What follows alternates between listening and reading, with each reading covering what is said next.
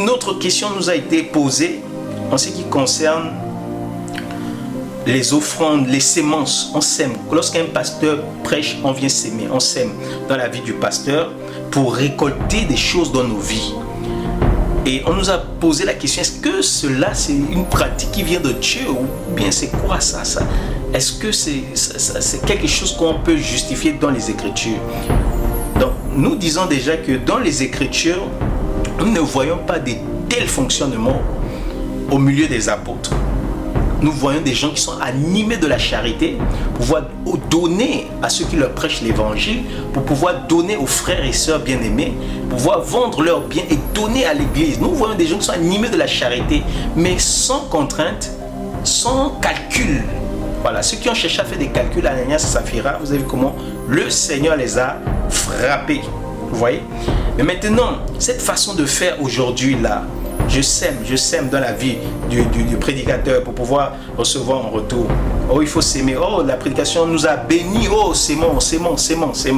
Ça là, c'est quelque chose qui est motivé par une cupidité à double facette. Je vais expliquer. La première cupidité vient de la part des prédicateurs. Moi-même étant prédicateur, je ne veux pas jeter la pierre sur qui que ce soit, mais je dénonce et détruis les fausses doctrines, les œuvres du diable, afin que la doctrine de Christ, l'évangile du royaume soit annoncé sans compromission. Donc il ne s'agit pas ici de lapider qui que ce soit, mais nous avons un adversaire, c'est le diable, et c'est lui qui insère des choses qui ne glorifient pas le Père et qui lance le déshonneur sur l'église de Dieu. Et donc nous voulons détruire les œuvres infructueuses du malin. Donc ces œuvres infructueuses du malin là, beaucoup de prédicateurs malheureusement tombent dans cette cupidité là. Et Pierre l'a dit que les gens seront animés de cupidité. Par cupidité, ils trafiqueront de vous au moyen de la parole trompeuse, une parole bien rafistolée là. Vous voyez? Donc la cupidité parfois des prédicateurs disent oh il faut s'aimer dans ma vie, sème, tu vas recevoir la grâce le double. Non, ça c'est la cupidité, ça va les enrichir.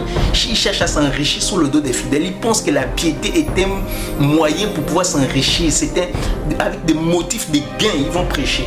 Ça les apôtres l'ont dénoncé et nous le dénonçons par la grâce du Seigneur, afin que quiconque pratique de telles œuvres, oh, que le Seigneur lui accorde sa grâce, sa miséricorde, sa bonté, et qu'il sorte de là et qu'il soit purifié, reçoive un évangile pur, les eaux d'en haut sans compromission, qui sont limpides et qui sont douces, qui sont limpides comme du cristal. Voilà, que le Seigneur soit glorifié. Donc de telle façon de faire, ça ne vient pas de Dieu, c'est motivé par la cupidité. Lorsqu'un prédicateur vous impose, oh venez s'aimer dans ma vie, s'aimer vous allez recevoir, s'aimer, vous allez recevoir. Donc il attise d'abord des choses dans le cœur des croyants. Les croyants sont là maintenant, après la cupidité, la deuxième facette de la cupidité vient de maintenant au niveau des croyants, parce que ayant écouté de tels messages, eux aussi maintenant ils commencent à s'aimer maintenant, dont le seul objectif de chercher à s'enrichir, à recevoir des grâces qui vont venir, comme Simon le magicien qui a donné l'argent aux apôtres pour pouvoir recevoir la grâce de Dieu. Il pense que la grâce de Dieu s'acquiert au moyen de l'argent, au moyen des sémences, vous s'aimez ici, s'aimer là. C'est vous. Ce que vous voyez les gens faire là, ou bien ce que vous faites là, c'est pas du Seigneur. C'est des techniques de Simon le magicien. Il faut renoncer à cela. Simon le magicien, il s'était aussi baptisé, il a aussi cru à l'évangile, mais son cœur n'était pas purifié. Il n'avait pas encore en fait compris que la grâce de Dieu ne s'obtient pas à prix d'argent, ni à prix d'or, ni à prix de quoi que ce soit. Donc, ne pensez pas que vous allez s'aimer dans la vie des prédicateurs qui vous prêchent que oh, s'aimer, vous allez recevoir soit l'argent ou bien des bénédictions, ou bien des dons. C'est pas comme ça avec Dieu, non. Il faut la charité sans hypocrisie, sans aucun motif d'intérêt impur. La charité doit être animée justement par l'Esprit du Seigneur avec les sentiments de Christ. Maintenant, si les hommes vous bénissent en retour, gloire à Dieu. Mais nous tous, nous devons être animés d'un esprit de charité envers nos frères, envers nos sœurs, envers tous les bien-aimés, envers les prédicateurs aussi, comme nous le recommande notre évangile, l'évangile que le Seigneur nous a donné comme héritage. Parce que l'évangile de notre Père, c'est l'évangile qu'il a donné aux apôtres qui nous ont légué cet héritage. Nous devons le garder, le chérir et ne pas permettre qu'il soit corrompu par la cupidité. Donc éloignons-nous de tels enseignements, ça ne vient pas du Seigneur.